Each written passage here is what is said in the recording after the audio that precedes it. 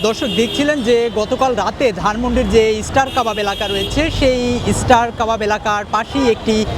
ভবন থেকে গ্রেপ্তার করা হয় মানিকগঞ্জ 2 আসনের যে সাবেক সংসদ সদস্য মমতাজ বেগম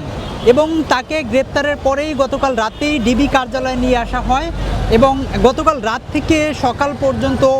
সকাল গড়িয়ে দুপুর পর্যন্ত তিনি ডিবি কার্যালয়ে ছিলেন এবং দুপুরের পরপরই এই ডিবি কার্যালয় থেকে তাকে বের করা হয় এবং এই মুহূর্তে আমরা রয়েছি সেই ডিবি কার্যালয় থেকে তার যে মমতাজ বেগমকে বের করার পরেই তাকে কোর্টে তোলার উদ্দেশ্যে সিএমএম কোর্টে নিয়ে যাওয়া হচ্ছে। আপনারা যে পিজন ভ্যানটি দেখতে পাচ্ছেন এই পিজন ভ্যানেই রয়েছে মানিকগঞ্জ 2 আসনের যে সাবেক সংসদ সদস্য মমতাজ বেগম তিনি এবং তাকে কিন্তু আজকে কিছুক্ষণ পরেই ঢাকার যে সিএমএম কোর্ট রয়েছে সেই কোর্টে তোলা হবে। কিছুক্ষণ আগেই ডিবি অফিস থেকে তাকে এই পিজন ভ্যানে তোলা হয়েছে। আপনাদের যদি জানাতে চাই যে তার বিরুদ্ধে কিন্তু যে জুলাই আগস্টের যে গণ অভ্যুত্থান সেই গণ অভ্যুত্থানের যে হত্যাকাণ্ড সেই হত্যাকাণ্ডে একাধিক মামলা কিন্তু মমতাজ বেগমের বিরুদ্ধে দেশের বিভিন্ন থানায় রয়েছে।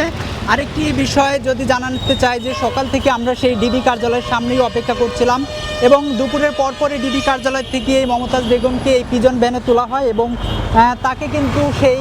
কোর্ট প্রাঙ্গণের দিকে নিয়ে যাওয়া হচ্ছে। এই পিজন ভ্যানের সামনে কিন্তু পুলিশের আরও 2টি গাড়ি অর্থাৎ ডিবি পুলিশের আরও 2টি গাড়ি আমরা দেখতে পেয়েছি যে তার যে নিরাপত্তার বিষয়টি সেই নিরাপত্তার বিষয়কে মাথায় রেখেই এই তার যে তাকে এই কোর্টের সিএমএম কোর্টের দিকে নিয়ে যাওয়া হচ্ছে এবং যে পিজন ভ্যানটি দেখতে পাচ্ছেন এই পিজন ভ্যান করেই তাকে সিএমএম কোর্টে নিয়ে যাওয়া হচ্ছে। দেখাচ্ছিলাম সেই দৃশ্যই আপনাদের।